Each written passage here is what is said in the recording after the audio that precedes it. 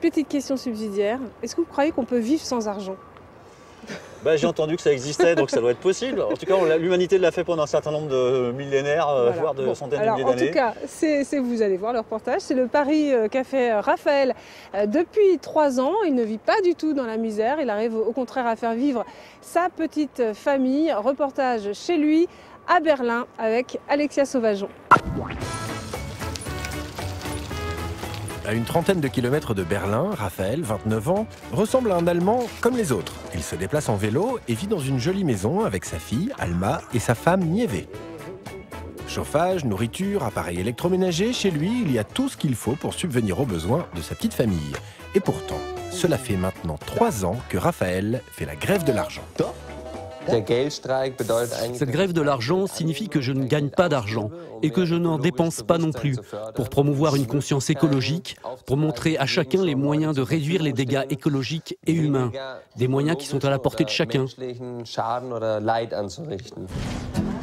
En Europe, 50% des aliments encore comestibles finissent à la poubelle. Alors, pour réduire tout ce gaspillage, Raphaël a demandé au directeur d'un magasin bio de récupérer les invendus. Par exemple, ça, c'est pas parfait, ça a été mis en promotion, mais ni les clients ni les vendeurs n'en ont voulu, donc on peut le récupérer.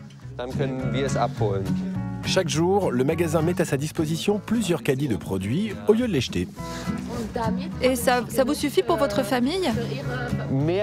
C'est largement plus qu'assez, pour nous, pour les amis, les colocataires et d'autres encore. Si son mode de vie fait déjà des émules, ce n'est pas seulement parce que c'est gratuit. On fait tellement pour l'argent, mais ça n'a aucun sens en réalité. Ça ne peut pas nous rendre heureux, ça ne peut pas nous rassasier. Ça nous donne de l'opulence et des envies incroyables, mais beaucoup de personnes vont au travail dans le seul et unique but de gagner de l'argent. Et en fait, ils sont très malheureux.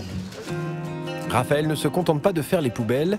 Dans la vie de tous les jours, il travaille au sein d'un centre culturel pour la paix. En échange de l'organisation de conférences ou encore de l'entretien des lieux, il occupe une partie de la maison avec sa famille. Mais attention, ça n'est pas du simple troc.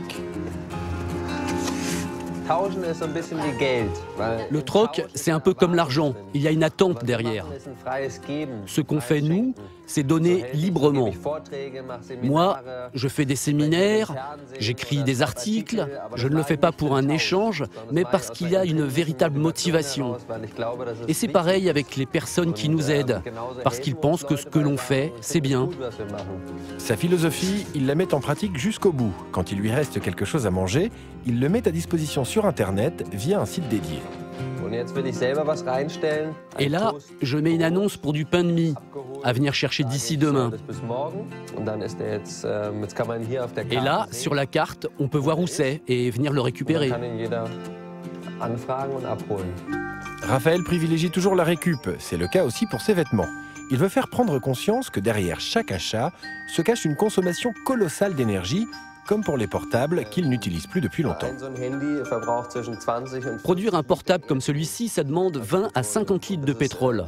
Et dans le processus de production, pour tous les morceaux de métal, etc., il y a les tracteurs, les pelleteuses, beaucoup de transport. On doit être conscient de cette énergie cachée et comprendre qu'un petit objet comme ça demande une montagne de déchets et beaucoup de ressources.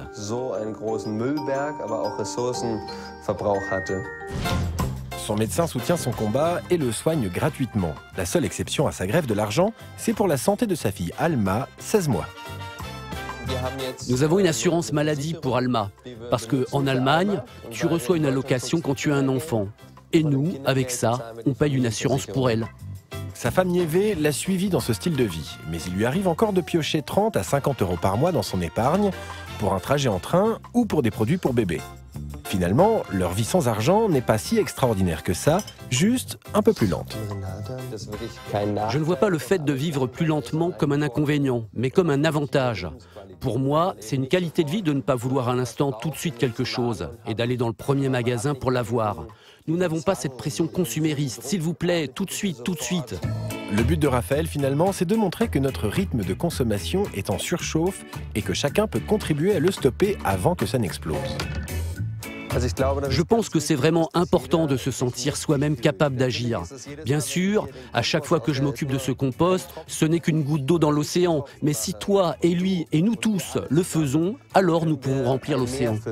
Manger local, réduire le gaspillage et les emballages, voyager en covoiturage, s'habiller avec des fripes, Raphaël a réussi son pari, nous montrer que vivre sans argent, c'est possible. Son souhait n'est pas que tout le monde vive comme lui, ce qui serait utopique, mais il aimerait, par son mode de vie, contribuer à éveiller les consciences pour qu'enfin le monde change.